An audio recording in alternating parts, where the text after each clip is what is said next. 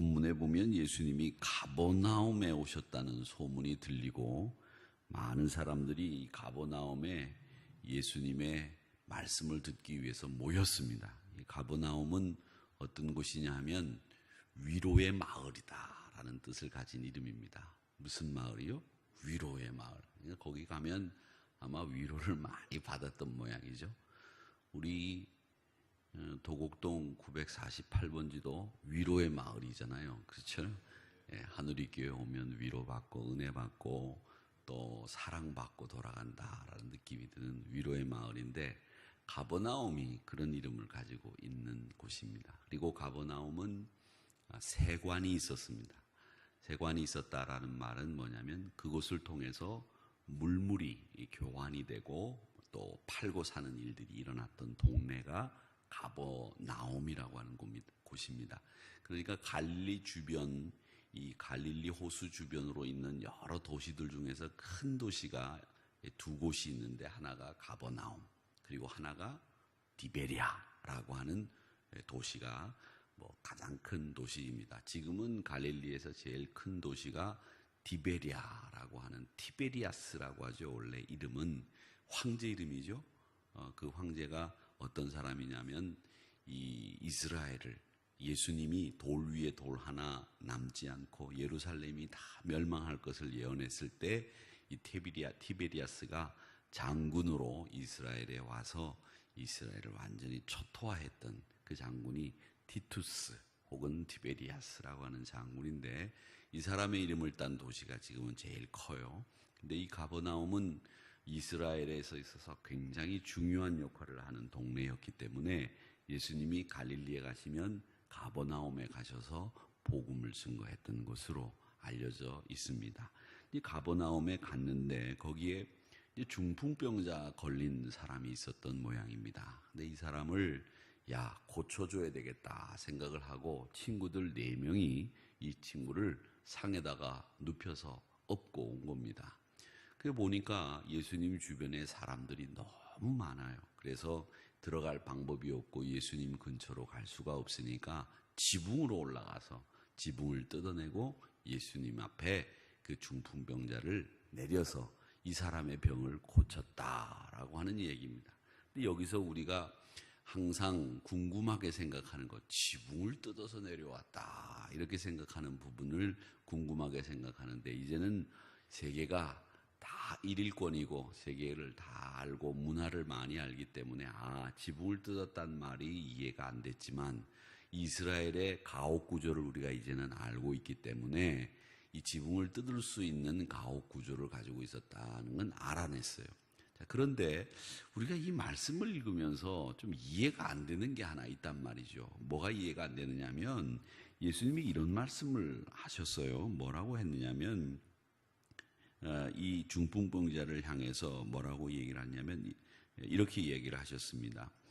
예수님이 그들의 믿음을 보시고 중풍병자에게 이르시되 작은 자야 내 죄사함을 받았느니라 하시니 라고 하는 5절 말씀입니다. 근데 이 중풍병자가 이 본문을 보면 중풍병자가 믿음이 있었다라고 하는 말은 어디에도 없고, 또 중풍병자가 믿음이 있다고 보이는 행동을 하지도 않았어요. 누가 믿음이 있는 행동을 했느냐면 중풍병자를 메고 온 4명의 친구들이 믿음이 있는 거죠. 그렇잖아요. 중풍병자는 지금 이 1절에서부터 12절까지 보면 아무것도 안 하고 누워만 있잖아요. 지금 그렇잖아요. 그러니까 친구들이 메고 와서 지붕 뜯은 것도 친구들이고 드러낸 것도 친구들이고 예수님 앞으로 중풍병자를 내린 것도 친구들이지. 중풍병자는 지금 아파하고 누워가지고서 꼼짝 안 하고 계속 누워만 있었잖아요. 그런데 예수님이 중풍병자를 고쳐주셨단 말이죠. 고쳐주셨어요.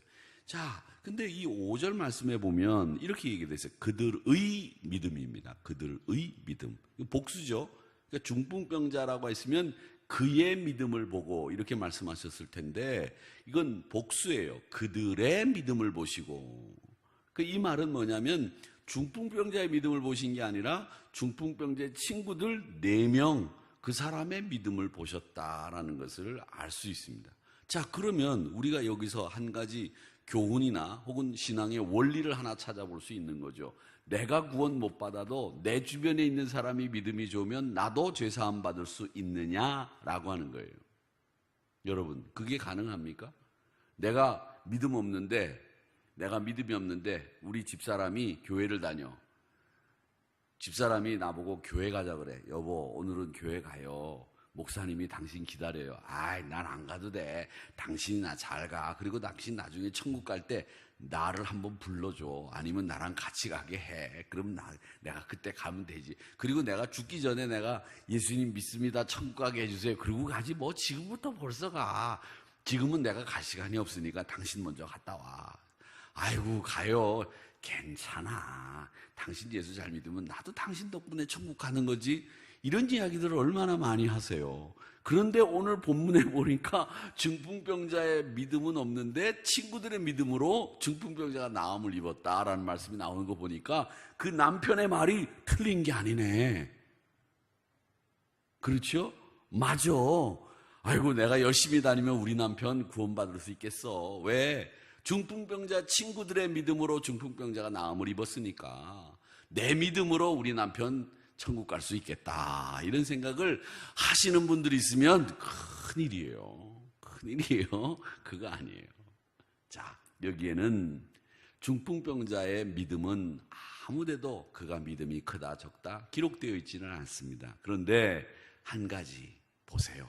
중풍병자가 친구들이 예를 들어서, 야, 예수님이 가버나움에 오셨다는데 너 예수님한테 가서 나음 입어야 되겠다. 내가 너를 메고 갈 터이니 너 가서 예수님에게 기도받고 나음 입어라. 그랬을 때 중풍병자가 무슨 쓸데없는 짓을 하고 있나? 중풍병자가 벙어리는 아니잖아요. 못 움직여서 그렇지 쓸데없는 짓을 하는데, 중풍병자가 뭐 오른쪽이 마비가 됐든 왼쪽이 마비가 됐든 마비가 됐을 거 아니에요. 그러니까 이쪽에서 뭐 침을 흘리면서 얘기를 했을는지 모르지. 무슨 소리를 하는 거냐고. 예수님을 만날 필요가 있느냐고. 그런 쓸데없는 짓을 왜 하느냐고. 이렇게 했을 거예요. 그런데 중풍병자는 그 친구들의 호의도 고마웠지만 예수님을 만나는 것을 간절히 기대했기 때문에, 여기는 기록이 없지만 그 친구들이 메고 지붕을 뜯어낼 때까지 번거로운 짓 하지 말아라, 쓸데없는 짓 하지 말아라, 이게 무슨 소용이 있느냐라는 말 한마디 안 하고, 여기에는 기록이 안 돼 있지만 그 중풍병자는 예수님이 자기 머리에 손을 얹어주기를 간절한 마음으로 기다리면서 친구들이 하는 행동들을 일일이 다 지켜보면서 예수님 앞에 갔을 때 환희로 예수님의 손 얹어주심을 환영하면서 나음 입을 것을 확신하면서 기도받았다는 거예요. 그러니까 그렇게 기도받으니까 예수님이 그를 향해서 그 믿음의 중심을 보시고 작은 자야, 네 죄사함을 받았다 라고 말씀하시면서 그가 죄에서 노임받고 병에서 노임받고 일어서는 역사가 일어나게 됐다라고 하는 겁니다. 사랑하는 성도 여러분, 우리가 인생을 살면서 내 믿음이 아니면 천국 못 가는 거예요. 남의 믿음으로 천국 가는 것은 있을 수도 없는 일이고 그건 생기지도 않습니다. 그러기에 제일 중요한 것은 다른 사람을 사랑하는 일도 중요하고 다른 사람들과 참된 교제를 나누는 것도 중요하지만 정말 중요한 것은 뭐냐? 내 믿음을 내가 지켜나가고 내가 예수님을 철저히 부여잡고 그 믿음대로 살아가는 일, 이것이 우리에게 정말 필요하다라는 것을 우리가 알 수 있습니다. 또 오늘 여기 보면 이 4명의 친구들은 장벽이 너무 많았어요. 그 장벽을 넘어서서 친구를 고치는 이 섬김을 우리에게 보여주는데, 어떤 장벽을 넘기느냐 하면 군중들이 모여 있잖아요. 무리들이 모여 있는 그 장벽을 넘어섭니다. 여러분, 신앙생활 하다 보면 여러분을 방해하고 핍박하는 게 누구냐? 누구겠어요? 하나님이 여러분의 신앙을 핍박하고 방해합니까? 예수님이 여러분의 신앙을 방해하고 핍박합니까? 누가 핍박하고 방해하느냐? 사람이에요, 사람. 여러분, 이 사람의 장벽을 넘어서세요. 넘어서세요. 교회 다닌다고 그러면, 야, 요즘 아직도 교회 다니냐? 교회 다닌다고 그러면은, 아이고, 교회 다녀가지고서 네가 뭘 얻은 게 있다고 교회를 아직도 다니냐, 이놈아. 교회를 다닌다고 핍박하는 사람들 알게 모르게 우리 주변에 얼마나 많이 있습니까? 여러분 안 그래요? 이 사람의 장벽을 넘어서야 돼요. 신앙은 사람의 장벽을 넘어서고 또 넘어서고 또 넘어서야 이 신앙이 바른 정도를 걸어갈 수 있다는 것을 여러분 꼭 기억하시기를 바랍니다.